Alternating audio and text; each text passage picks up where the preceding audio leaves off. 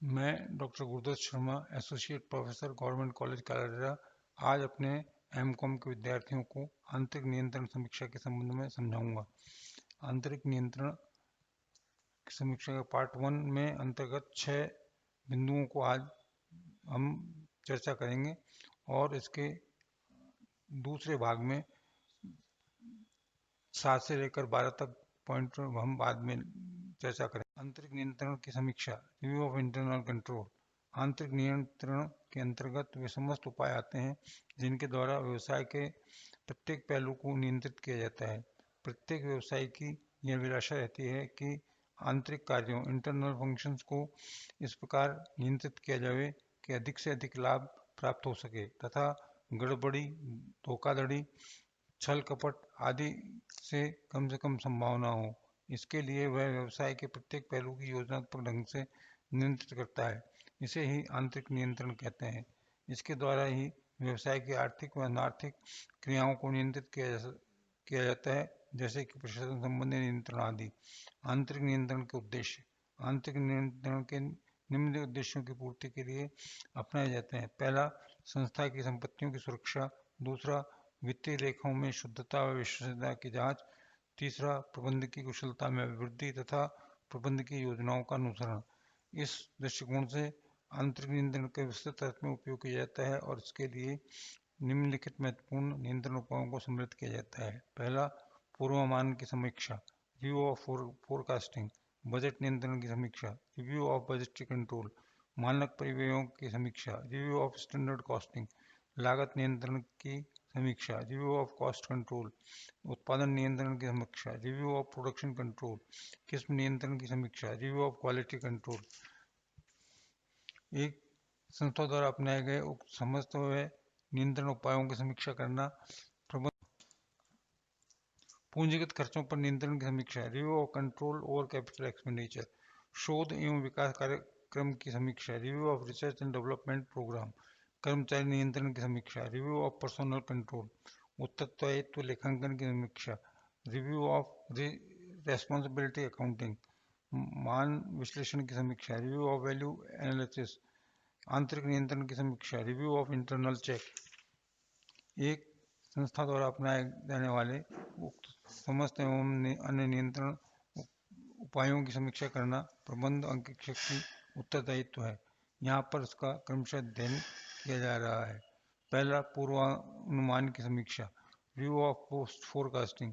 आज का युग नियोजन प्लानिंग का युग है। कोई भी व्यवसाय नियोजन के बिना जीवित नहीं रह सकता और पूर्वानुमान नियोजन का प्रमुख आधार है। कुछ घटनाएं ऐसी होती हैं जिनका संबंध में पूर्वानुमान लगा जाना असंभव होता है, जैसे युद्ध, दुर्घटनाएं, हड़तालें, तालाबंदी, राजनीतिक उथल पुथल आदि। लेकिन कुछ पूर्वानुमान आसानी होते हैं क्योंकि उनके आधार निश्चित होते हैं। इस संस्थान में मानवीय एवं भौतिक साधनों का आधार पर लगाए गए पूर्वानुमान इसी श्रेणी में आते हैं। एलन के अनुसार ज्ञात तथ्यों से निष्कर्ष निकालकर भविष्य के बारे में अनुमान लगाने के लिए किए गए व्यवस्थित प्रयासों को पूर्वानुमान लगाना कहते हैं। इसी प्रकार सीई सल्टन ने बताया कि व्यावसायिक पूर्वानुमान भविष्य से संबंधित व्यवस्था के लिए संबंधित घटनाओं की गणना है। अतः व्यवसाय में उग्र विचार, लॉक अहेड के संबंध में बजट की दशाओं में घटनाओं का पूर्ण निश्चयन एवं वित्तीय प्रभावों का विचार है। व्यावसायिक पूर्वानुमान के उपयुक्त 3 परिभाषाओं से निम्नलिखित 4 मूल तत्व उत्पन्न होते हैं। पहला, पूर्वानुमान भविष्य से संबंधित है। पूर्वानुमान गणितीय तथा सांख्यिकी पद्धतियों में किया जाता है। इसकी वर्तमान दशाओं जैसे नए अनुसंधान की खोज, युद्ध, वर्षा, भूकंप आदि प्राकृतिक घटनाएं और उसके अभाव के आधार पर आवश्यक समायोजन किए जाते हैं। पूर्वानुमान भावी अनुमान भूतकालीन घटनाओं एवं तथ्यों व प्रतिक्रियाओं के आधार पर निश्चित किया जाता है। प्रबंध अंकेक्षक की पूर्वानुमान समीक्षा करते समय निम्न बातों की जांच करनी चाहिए। पहला, कच्चा माल, कर्मचारी तथा अन्य आवश्यकताओं के संबंध में पूर्वानुमान लगाने की प्रक्रिया संतोषप्रद है। पूर्वानुमान उत्पादन सूचियां तैयार, माल के लिए लक्ष्य, विज्ञापन आवश्यकताएं आदि को निर्धारित करने में सहायक सिद्ध हो रहे हैं तैयार माल की मांग के संबंध में पूर्वानुमान प्रक्रिया संशोधित ढंग से कार्य कर रही है तथा इसका उपलब्ध साधनों तथा साधनों और आवश्यकताओं संबंधी पूर्वानुमान से तालमेल है। भविष्य की ओर देखने में प्रबंधक पूर्वानुमान का उपयोग करते हैं। पूर्वानुमान संस्था के उन क्षेत्रों को प्रकट करने में सहायक हो रहे हैं जहां नियंत्रण शिथिल हो और इसे कठोर किए जाने की आवश्यकता हो। पूर्वानुमान प्रक्रियाओं के समस्त संगठन भाग ले रहा है, जिसमें कारण सम्मत कर्मचारियों की टीम भावना तथा समन्वय का विकास हो रहा है। कार्य संभावित हो जाने के पश्चात उसकी पूर्वानुमान से तुलना की व्यवस्था है। संस्थान में ऐसी व्यवस्था है कि अंतर के कारणों का विश्लेषण करके भविष्य में पूर्वानुमान लगाने की प्रक्रिया को समायोजित किया जाता रहा है। संस्थाएं ऐसी व्यवस्था है कि यदि परिस्थितियां बदल जाती हैं तो पूर्वानुमान को तुरंत संशोधित कर दिया जाता है तथा उसके अनुसार योजनाओं में भी आवश्यक समायोजन कर लिया जाता है। पूर्वानुमान में लिए अपनाए गए तरीके उपयुक्त हैं। पूर्वानुमान प्रत्यक्ष विधि से लगाए जा सकते हैं अथवा अप्रत्यक्ष विधि से लगाए जा सकते हैं। प्रत्यक्ष विधि के अंतर्गत पहले संस्था को विभिन्न विभागों के संबंध में पूर्वानुमान लगाने के लिए उनका एकीकरण करके कुल व्यवसाय के पूर्वानुमान निर्धारित किए जाते हैं। अप्रत्यक्ष विधि के अंतर्गत पहले कुल व्यवसाय के लिए पूर्वानुमान लगाया जाता है और तत्पश्चात इसका विभिन्न विभागों में आवंटन किया जाता है।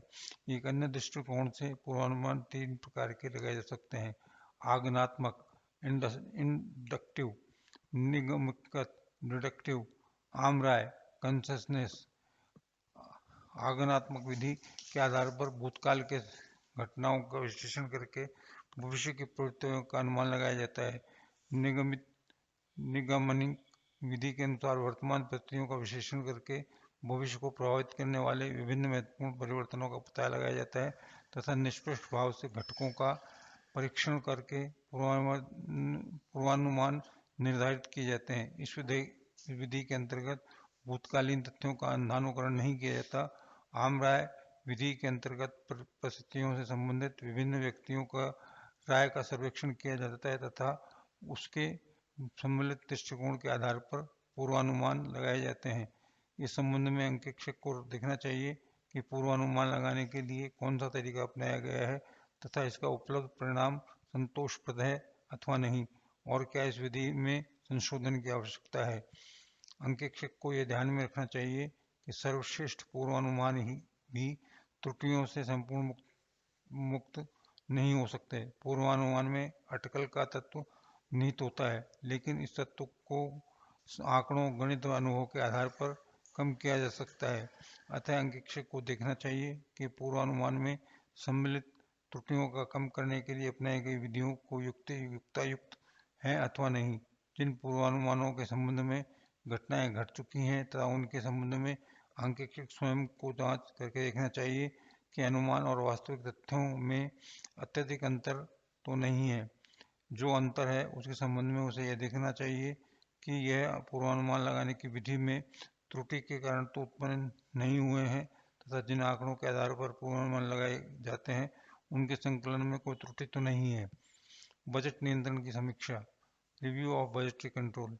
बजट एक प्रकार का पूर्वानुमान है जिसके आधार पर व्यवसाय को नीतियों को निश्चित योजनाओं तथा उद्देश्यों के संदर्भ में व्यक्त किया जा सकता है। बजट द्वारा न केवल संपूर्ण व्यवसाय के संबंध में निर्धारित कर दिया जाता है, बल्कि प्रत्येक विभाग के प्रत्येक कर्मचारी के लिए भी लक्ष्य का आवंटन कर दिया जाता है। इस प्रकार संस्था में स्थापित विभिन्न नियंत्रणों में से एक महत्वपूर्ण घटक है। अतः अंकेक्षक द्वारा बजट नियंत्रण की समीक्षा का महत्व अत्यंत अधिक है। यह कार्य इसके द्वारा इस प्रकार किया जाना चाहिए। पहला, बजट समिति, बजट कमेटी। बड़े व्यवसायों में बजट बनाने और उसके नियंत्रण का कार्य एक समिति को सुपुर्द होता है। इस समिति के अधिकारी को बजट नियंत्रक, बजटरी कंट्रोलर कहते हैं। विभिन्न विभाग अध्यक्ष इस समिति के सदस्य होते हैं। अंकेक्षक को देखना चाहिए कि बजट नियंत्रण प्रबंधक अथवा प्रबंधन संचालक के नीचे है और इन दोनों के बीच बजट के संबंध में अन्य कोई अधिकारी नहीं है। उसे यह भी देखना चाहिए कि बजट नियंत्रण नियंत्रक अपने कार्य में कुशल है और समिति अपने कार्य का संपादन भली भांति कर रही है।